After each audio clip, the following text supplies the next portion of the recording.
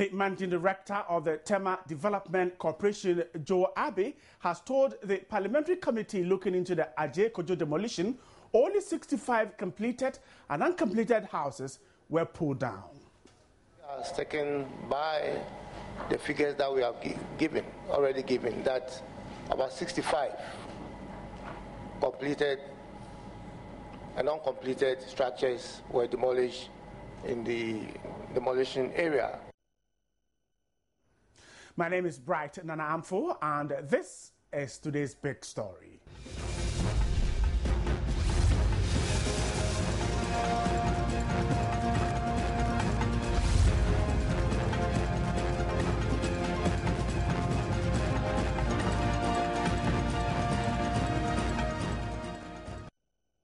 Thanks so much for staying there. The managing director of the Tema Development Corporation, Joe Abbey, says residents of Ajay Kojo did not acquire the land from them and challenged any affected victim with right of entry and site plan to come forward.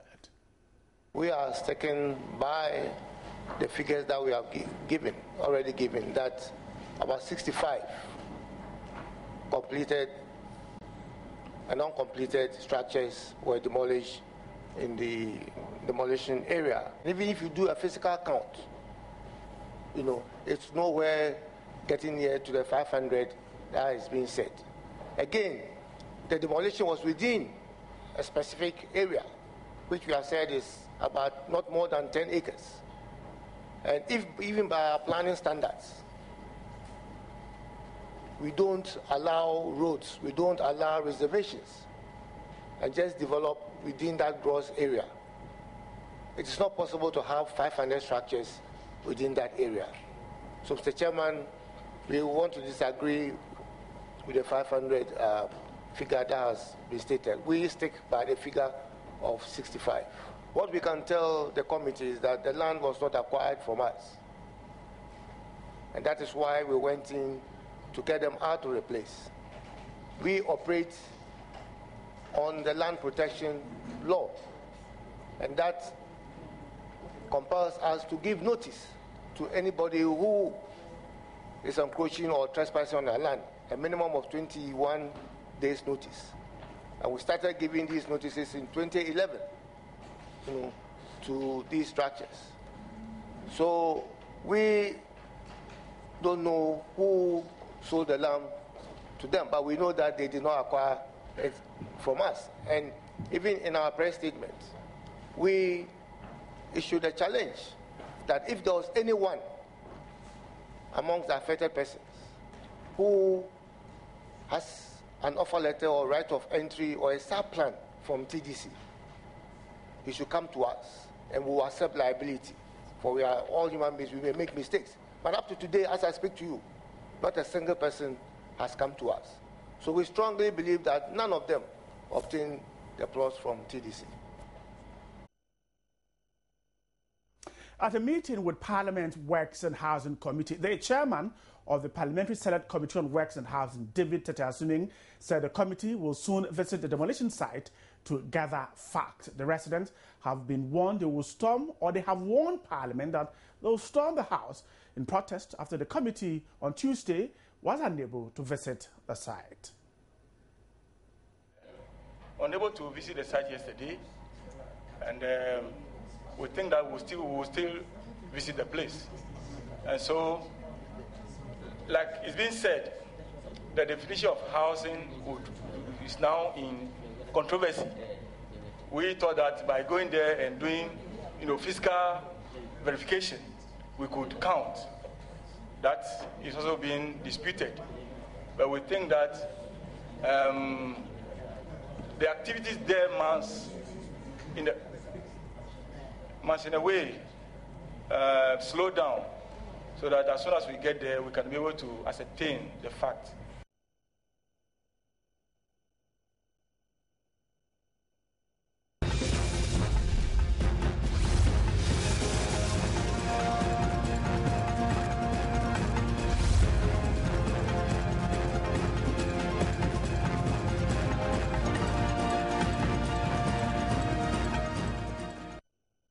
Thanks so much for staying there. Let's jump quickly to the phone lines. David Tetesuming is the chairman of Parliament Select Committee on Works and Housing. He's just joined this discussion on phone. Mr. Tetesuming, thanks so much for your time. First of all, well, I've lost David Tetesuming, the chairman of Parliament Select Committee on Works and Housing, but he has been talking about what happened at the meeting with TDC. Let's take a listen and we'll try and get him back onto the phone lines. We gathered here, then before we could see, the army and the police were here with their bulldozers, pulling all the trees that we used to sit or sleep under it. Then we say, why? We are waiting for visitors. Why are you people doing this? They too, they did not understand. We also don't have that patience. And then it rises into different issues, whereby they started beating our men and then firing. This is the bullet that was given to me as a rep of the chief. A live bullet. Can someone testify that this is a rubber bullet? We are here not until the court decided that we are squatters. That was a resident of Jekujo. Very soon speak to him and try and find out exactly if indeed the claims by TDC is right. But Mr. David Tetesuming is just back on the line, chairman of Parliament Works and Housing Committee. Thanks so much for joining us. Thank you very much. First of all, yesterday's incident, what prevented the committee from going to Jekujo? Oh, it was a directive by the leadership of the House that we should hold on. And so we need to obey the leadership. And so we actually held on, and we are waiting until the green light is given for us to move on. Do you have any reason to believe that perhaps it was because of the security situation there that the leadership asked you not to go there? Well, the hearsay says that maybe we are not privileged to. And so I can't interrogate all that the information that comes to them. How fruitful was today's meeting with TDC in finding a solution to the impasse between TDC and the residents? Yeah, well, we heard their side of the story, and then it's like they mentioned all that were mentioned in the allegation that was put forward by the member of Parliament in a statement read on the floor of Parliament. They reacted to all the allegations, and then we decided that, well, okay. In fact, it's unfortunate that the member of Parliament was not in the meeting, so that we could have interrogation. Is she a member of that committee? She's informed and was invited, so we're expecting her to be in the meeting as well. She didn't turn up? No. But you can confirm she was informed, though she's not a member of that committee? No, yes, because I personally spoke to her and I told her we're going to the meeting at the time that we left the chamber. TDC says they pulled down only 65 houses. The allegations that were made on the floor, they did suggest otherwise. Yes, the allegation on the floor gave a different figure, way ahead of the 65 they mentioned. And so they reacted to that and denied that their figure is right. But we cannot justify their figure because it is very good for us to visit the site and have a look at the place to see whether the number of houses that she mentioned are actually, the right full figure. And so they mentioned their site. And we are here to also visit the place and ascertain the facts for ourselves. Just before we go on, has the Member of Parliament for Tema West, Natoshi, gotten to you as to why she was unable to attend that meeting? The meeting ended some hours ago. As I don't know.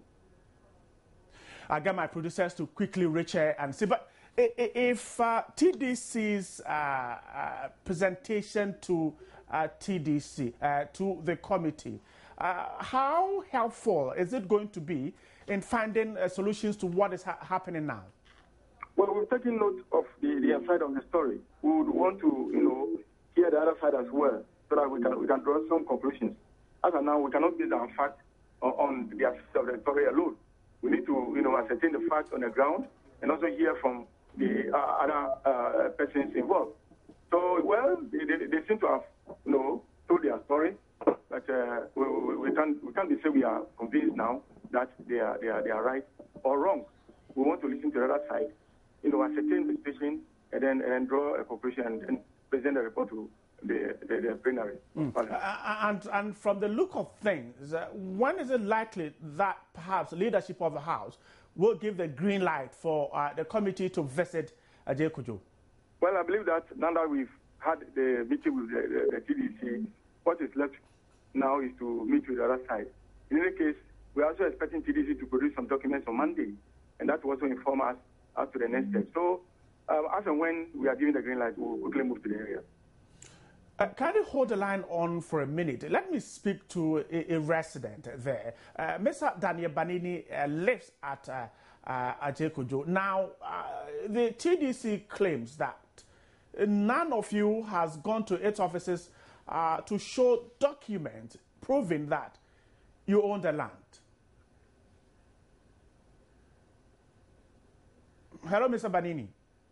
This is Edward Banini, not Daniel. Edward, thanks for the line is not very clear. I'll try. I've heard. Actually, we have shown SBs of documents possessed as rightly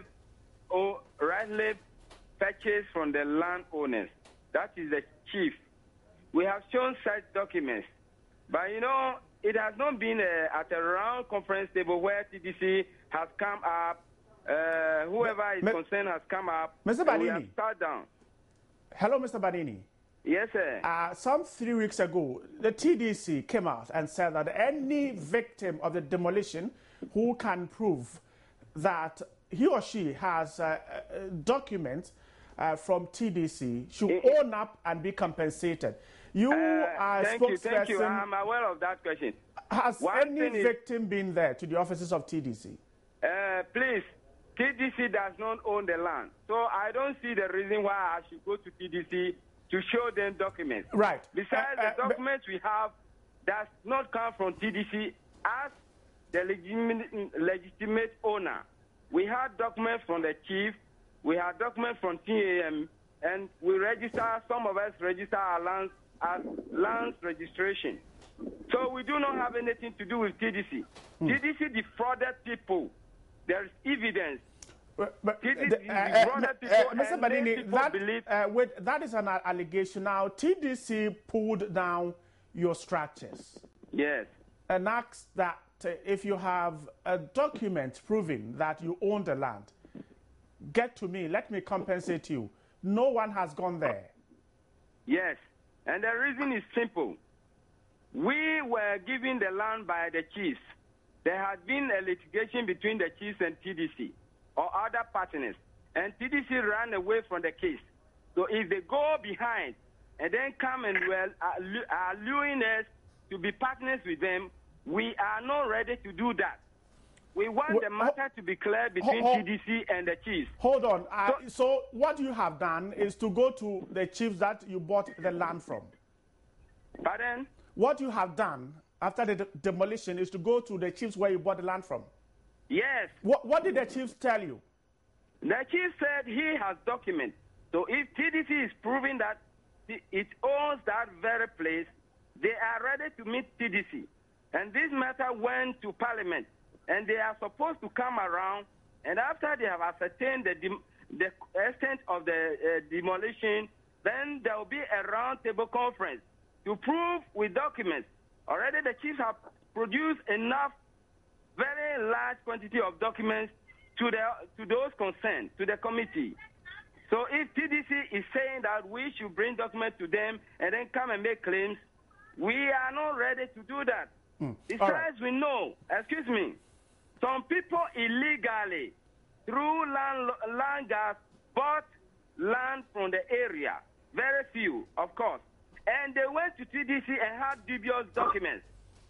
So those people can go. But those of us who, after making a search, found out the land belonged to the Abomante family of Tema and acquired the land from them and had indenture from them, we are not going to TDC. Right. Mr.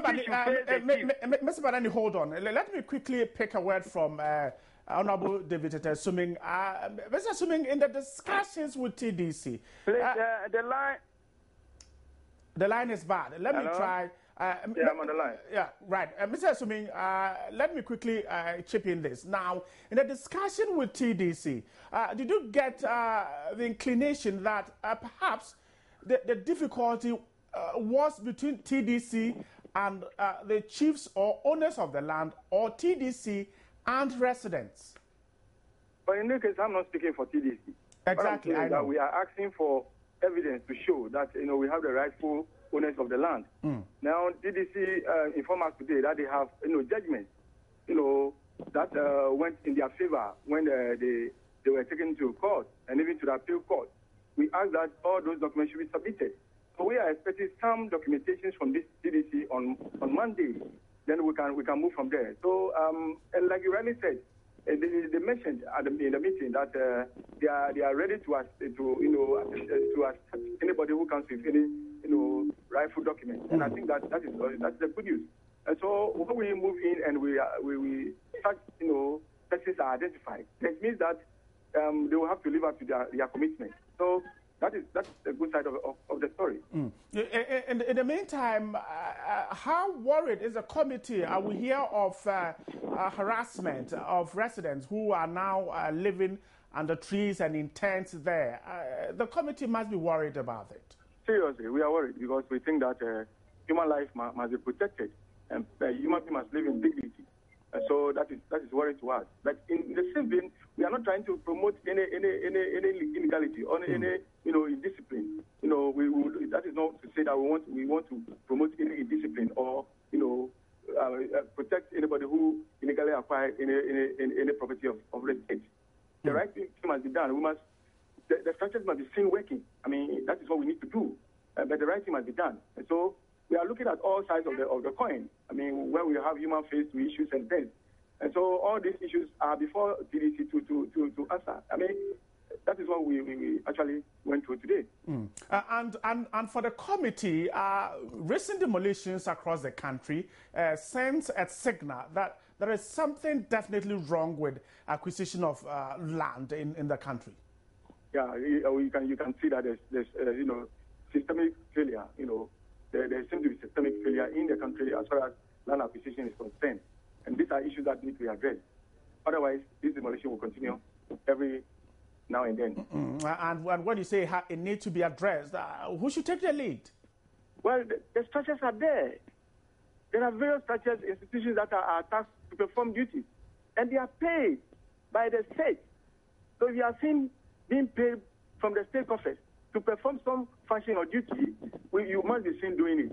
And so we want to encourage the legal structures to be seen working. We should not wait until such, patients occur. I mean, we can't wait to allow people to put up structures to a certain level before we go in demolition. These are issues. If the system is working, they would prevent people from, encroaching upon land. So, I mean, it's a wake-up call to all of us. You can't blame TDC. You can't also blame any other person. What we are saying is that the structures must be seen working so that we can have effective, implementation of the law. Otherwise, the law will not be obeyed, and that is not good for us. And the fact that these state institutions, which are paid with the taxpayers' money to work on behalf of the people, are not functioning because they are not being punished for not working. You are right. So in this case, if persons are found culpable, like getting some officials of TDC selling land to people as being alluded to, I mean, you will not have to spare persons of that nature. So the whip must be cracked on people who are doing illegality in this country.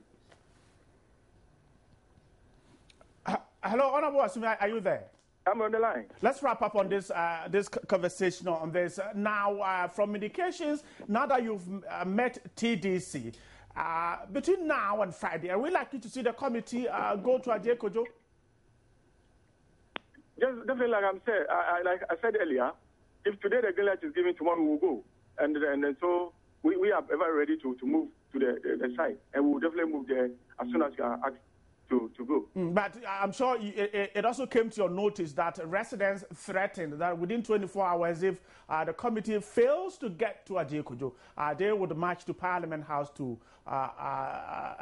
interact with your committee.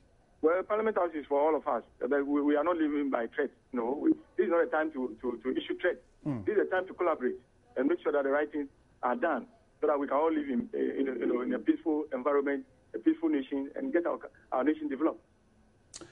Mr. David Tetesumi, thanks so much for speaking to me. Chairman of Parliament Select Committee on Works and Housing.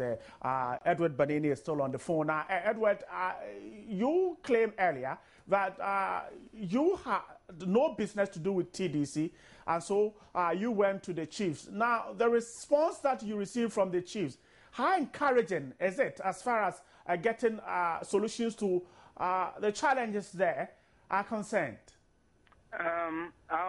What we want is there is a general program, as the Honorable has said, and it is better that all parties be engaged in a roundtable conference. We take the matter in the bottom-up approach. Then we shall find solution to the problem. I'm very grateful for the Honorable's direction of thought. So we are ready to assist. Truth will only be established when people get together and proper investigation is done. Than calling on somebody from the phone here and there, though that is useful to some extent, but not very much. But your resident association is threatening that if Parliament Works and Housing Committee won't come to Ajekojo, you would march down to the Parliament House. Well, I was not very much aware when that pronouncement was made by one of our leaders. But what we are doing is, since we petitioned the matter to the chief and the MP, Honorable Irene Natoshi, and she took the matter up to Parliament, we are not going to do anything, but we wait for her direction. Go ahead, I'm listening. Yeah, so it is, I heard that statement this morning made by one of our leaders during interview. But what we concluded as committee handling the issue is that we will wait on our MP to give us the green light of what comes next. Even today I was with the chief and we said that also. We tried to get her online while we were at Meridian FM. But unfortunately, we couldn't get her. So the chiefs and the residents, as far as the leader of the Residents Forum, I'm concerned, we are looking to the MP to give us direction from Parliament. I'm trying hard to speak to your MP, Irene Natoshi, but how would you react to the fact that the meeting between TDC and Parliament's Works and Housing Committee, she was invited, but according to the chairman of the committee, she failed to turn up?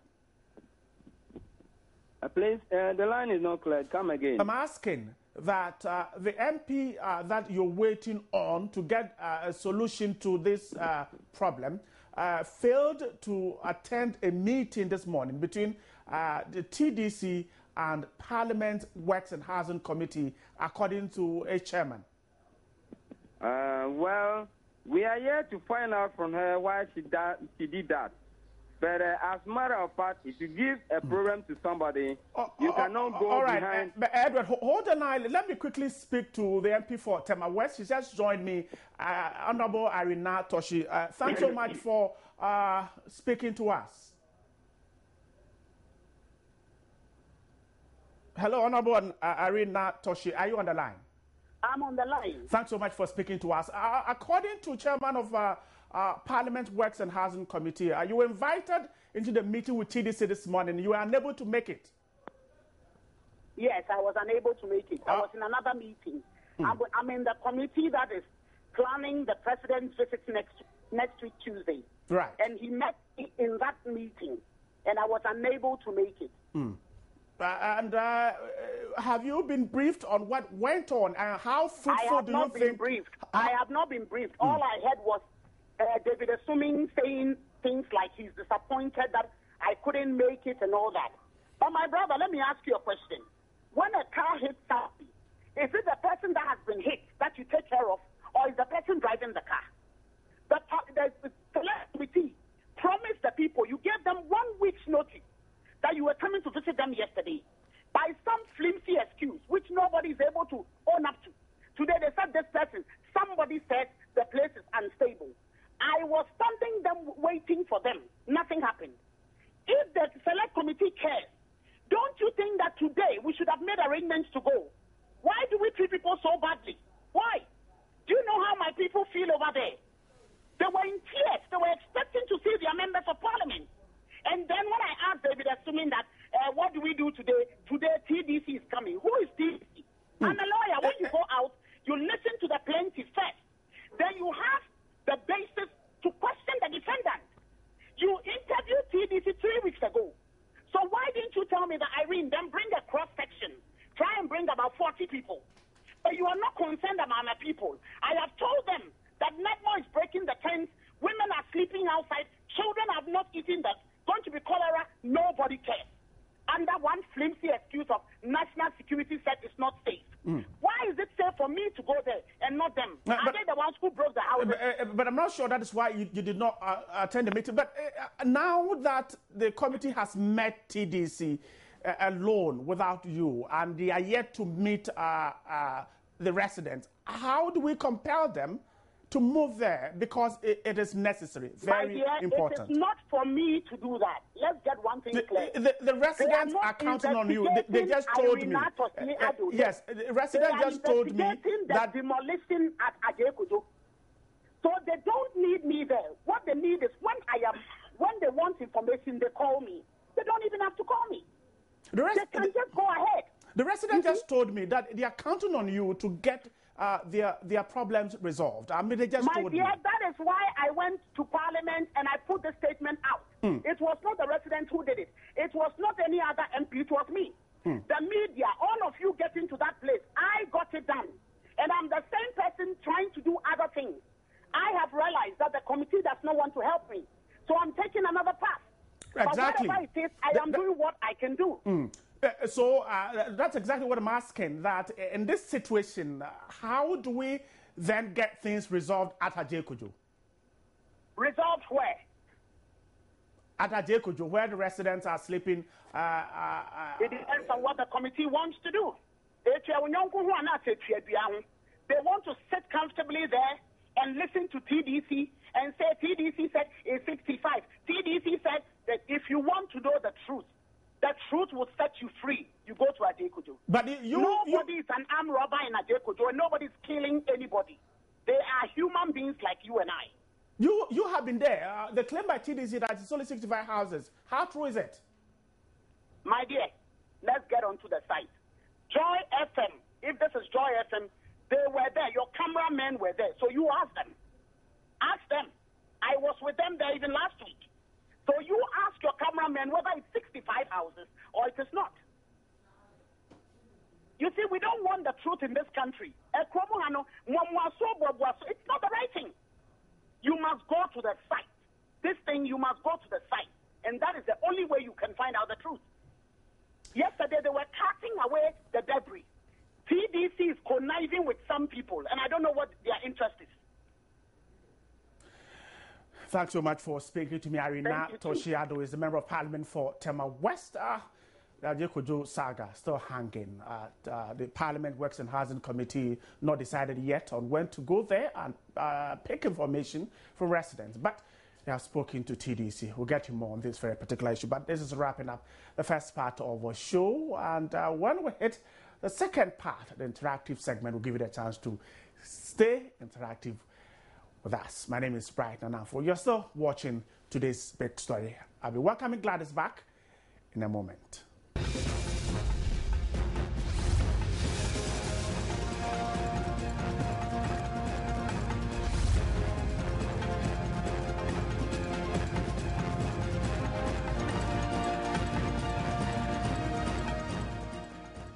Welcome back to today's big story, the interactive segment, and I'm sure you have only sachet water or you're left with only a bucket of water to use at home. And that's quite worrying, especially when the kids would have to go to school tomorrow. But the Ghana Water is again treating consumers to some water rationing. We'll talk about it on the interactive segment. It's not too good news in Accra. It isn't, but where I live, I am not too sure how affected we are. Because you are Politans, I guess. Sure.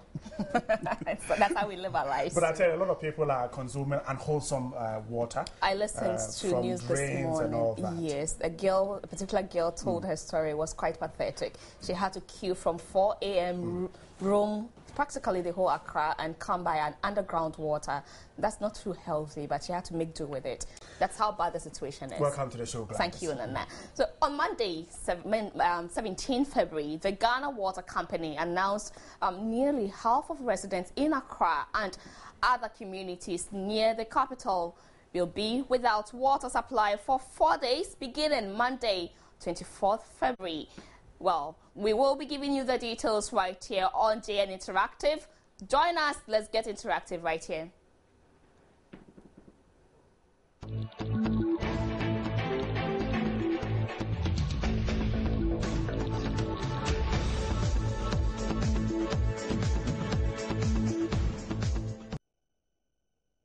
You can join our conversation via our social media platforms, joynews.com/joy. Facebook.com/JoyNewsOnTV, Twitter.com/JoyNewsOnTV. The handles are at JoyNewsOnTV and #JN Interactive. Email us via joynewsim@multitvworld.com. Let's get the conversation running right here on the water shortage in Accra. So, like I was telling you, the disruption of the water supply said is to enable it and take some major rehabilitation works at the bone treatment plant.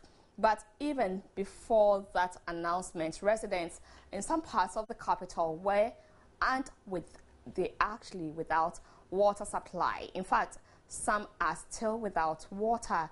Have you been affected? Let us know that right here on JN Interactive. Keep your comments coming through via our social media platforms announced earlier, facebook.com/JoyNewsOnTV. We could also send to our Twitter at JoyNewsOnTV or #JN Interactive. Right, so residents in the areas to be affected of are Tema, Adenta, Dodowa, Jowulu and Kokomlimle. They were advised by the water company to store water before next Monday. But before then, some residents of these areas had no water. Well, so here is an explanation from the PR department of the water company. Here is how some parts of the Kokomlimle looks like since water supply from the water treatment plant to some parts of the capital was cut off. So let's get that explanation and how some parts of Kokomlimle looks like. Currently, BON is functioning effectively and producing at full capacity. But Wager is down. Wager is shut down because of the repair work on the N1 highway. And we are just about nearing completion of that job on the N1 highway. When that is done, we'll start production immediately, and then we'll hope that there'll be much improvement in the system before PON goes down on Monday. Wager is off. It's been off since yesterday, and we are nearing completion of the project, and so for production to start immediately. Barring any technical hitch at this last minute, production should start before midday. So we are hoping that by close of day, we should be able to charge the line so that some areas will get water.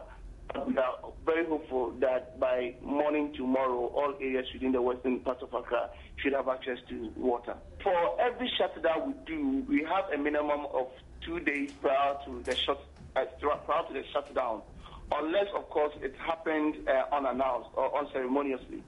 So we kept people informed 2 days before we shut down. We shut down Wager so that we could have that improvement done. Right, so that is an explanation for the water supply cuts to some majority of the areas in Accra. Let's see what you have been saying on Facebook. So we have Abraham Wando who is saying it's even worse at New Botiano and its environs. Ismail Avo says, yes, in second D, Takrady since last month, it goes off for more than a week before coming, which is bad. And a 4 gallon costs 60 pesos from those selling it. Okay, so you mean the yellow gallon. Kulo Isa Ibn Ali says, not at all. In Techiman, they don't communicate with users at all before closing the water. Devlin Bond says, Dansoman, Russia, no water for a week now. Well, oh, what a country. That's also coming from Devlin. Joseph Weston Duku says, Chia, fire burn them all. Well, if fire, there's no water to, well, quench that fire anyway. Let's see. Jabulani says, we've been relegated to 0 degree with this water shortage. Water and sewage companies should be up and doing. Efia Sewad and Sisapon says, I wonder why the media gives so much importance to Accra than any other region in this country. Other regions have gone through water shortage for several weeks, even months, and it hasn't been as popular as in Accra. I beg, we are all Ghanaians. Why? It's a nationwide issue, and it should be addressed as such. Okay, so well noted, Efia Sewad and Sisapon. Thank you. Jennifer Esuman says, we at SCC have no water since Monday. It is very bad. Where is SCC, Jennifer? Atariga Gilbert says, very awful. Hussein Adam says, my people, who is in control of Ghana? You wondered? Jamil Yusuf says, yes, no water. I cannot cook, drink, and do other things without water. Azure Courage Wahab says, we have water around our area. Kudus Tamite says, the attention should not be Accra alone. It is a nationwide issue. The government must address this problem now. Emmanuel Okun Ano says, no water in Kolebu since Saturday. Oh, okay. That's always actually coming from Ibn Ali. Isaac Vision says, in fact, we were affected, but glory be to God, ours is restored in Tamale. That's good news. Beautiful. Good luck to you. You are lucky. Simon Xavier says, nothing is happening in Ghana except shortages of social amenities and tax increases. The only thing not increasing is salary. Donchi Abdul Basit says, they never communicate to consumers, and I believe that is what makes them happy by starving their consumers. May God save us. Let me quickly take my last for the moment. I'll come back to it later. Mohammed Tijani says, in Obuasi here, we haven't had water for about 1 week. That indeed is not fun at all. Water is simply basic amenity, so if you don't have it, it becomes very difficult to survive. Well, let's hear what some of you said through our cameras on the streets. Jimmy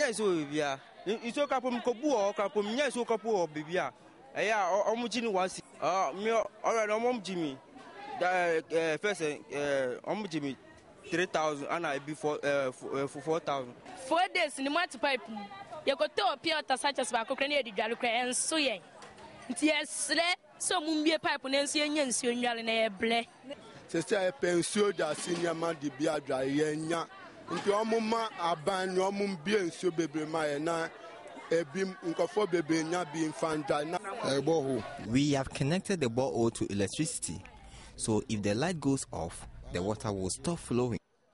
Juma way in a me, and I'm in the Shankwala, and therefore this me to climb a bar near to 2 pipe, me mine.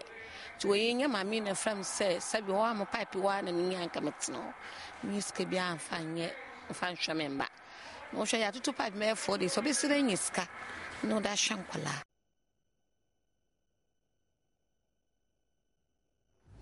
Well, so those are some residents who are expressing their challenges as to the water shortage. Let's see what you have also been telling us on WhatsApp. How affected are you with this water shortage? Vinolia Konyo says, we have been affected since Monday at Malam up till now. You don't have water. Since Monday, Vinolia at Malam hasn't had water.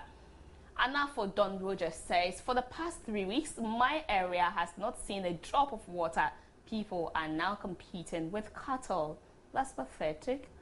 Wow. Well, Anafo again says, I'm scared there might be a waterborne disease outbreak.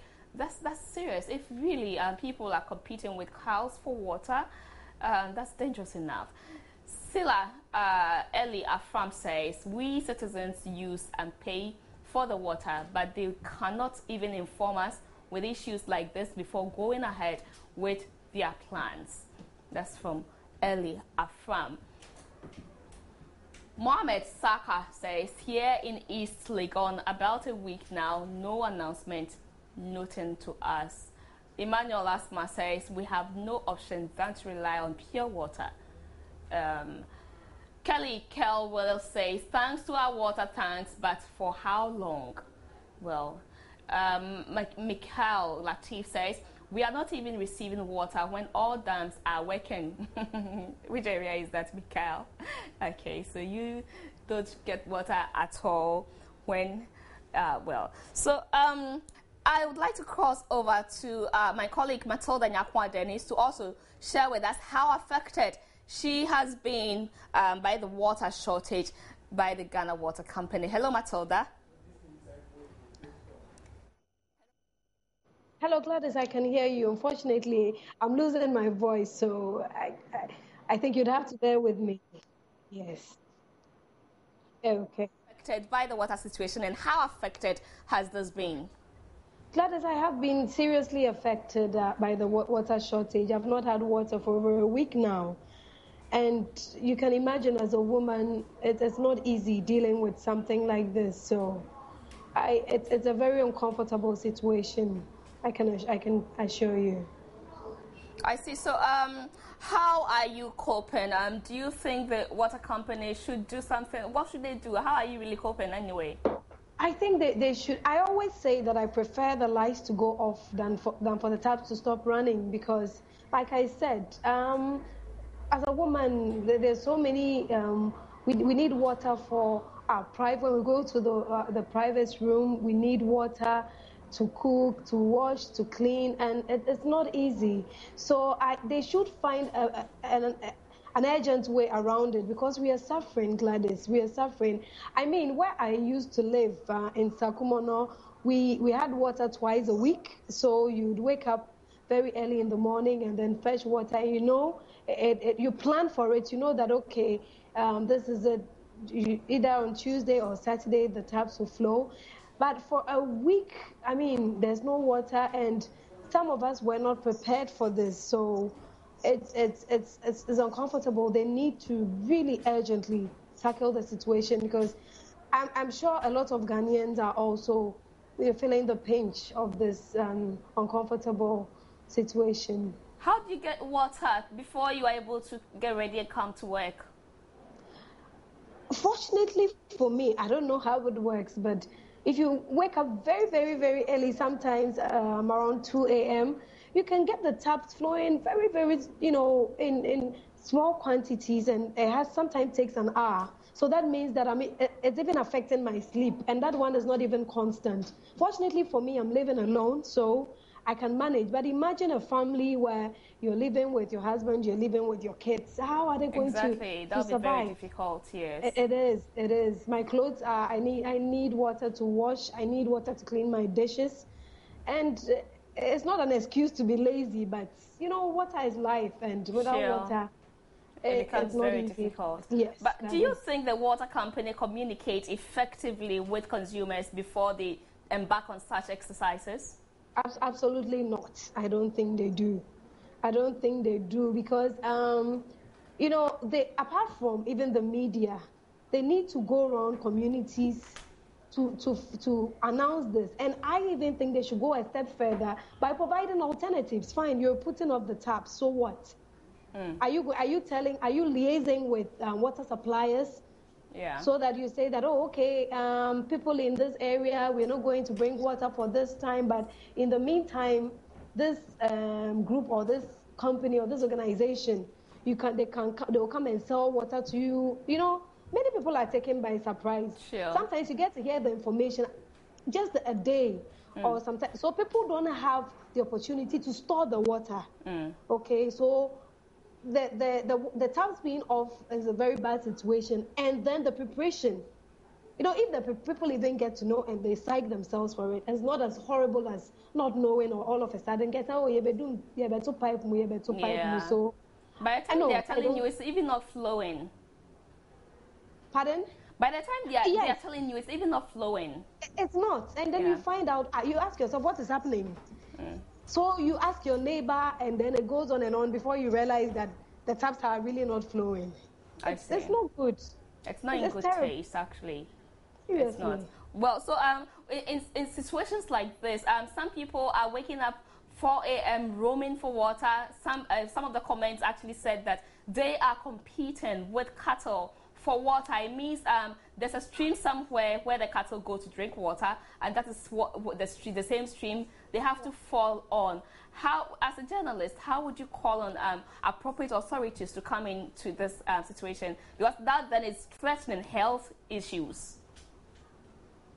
Gladys, what I would say to the authorities is that they need to stop this water shortage issue. They need to find alternatives. Okay, they should find there are problems and all that, but we should move from the problems to the alternatives.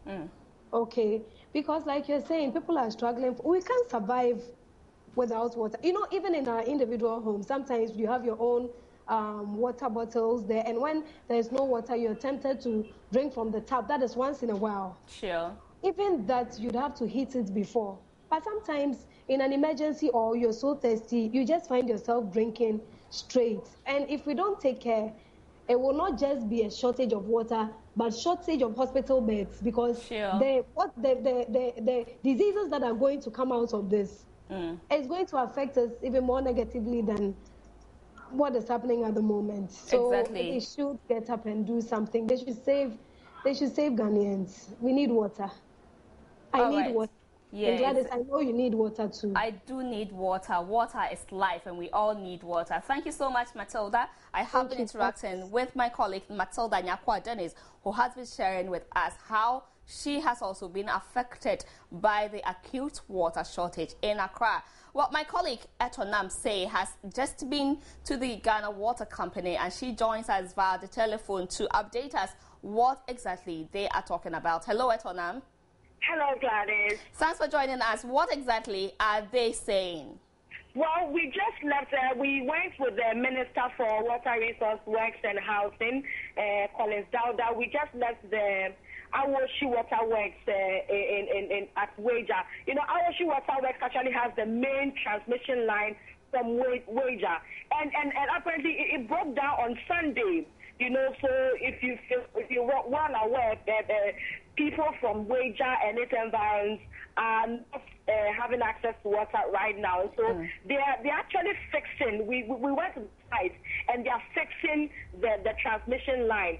When we spoke to the acting managing director of the Ghana Water Company, what he said was that the acute water shortage situation is likely to worsen if the water plant is shut down without fixing where we just left right now, the Awoshi Water Works main transmission line. And so what they're doing right now is fix it immediately so that they can conveniently from Monday shut down the Pong 1.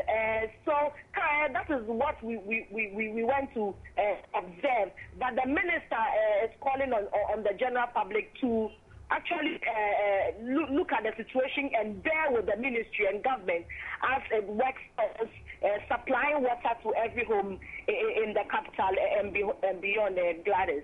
But looking at it, how soon is this problem over? When we asked the minister whether we are ever going to see an end to the acute water shortage, he said he can't tell. He can't tell because there are several issues with the water situation in the country. He said the ministry has got a long-term plan, but it's going to be looked at in phases. So for now, they are fixing the broken down transmission lines, which I'm sure he also mentioned that had some problem with maintenance culture. You know, Africa with our Ghana with our maintenance culture, the machine will be there, will not be maintained until it breaks down. And so that is what they want to look at first. They want to first maintain the transmission line, the various transmission lines, and from there, then they can look at the long-term plan of supply water. But he said he can't tell whether we are going to have at the end the situation solved anytime soon. But he assured though that the one we went to, the water well that we just went to observe, will be fixed by the end of tomorrow, so that people from Wager and its environs can have access to water before they shut down the Pong one next week Monday, Gladys. So you can't be sure, because I heard the management team and the communications management team, and yesterday we spoke with the PR management who also said that by the close of today we should be having water. Can you come again? It's not very clear what you're saying. I can't hear you, please. Yesterday we spoke with the PR department. We spoke this morning. I heard the communications management team all saying the same thing, that by close of today water should be running through the taps of individuals in their homes. Is that something to just...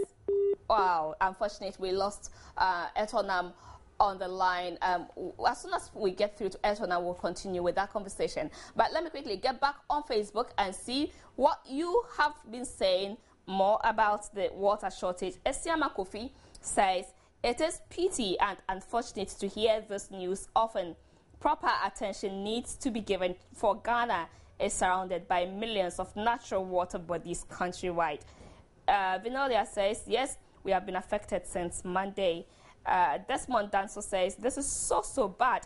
No water for 4 days now and no information or whatsoever. Evangelist Alex Quay says, I pray for Ghana because the enemy is at work. I declare not again in Jesus' name. Amen. Say amen to that one.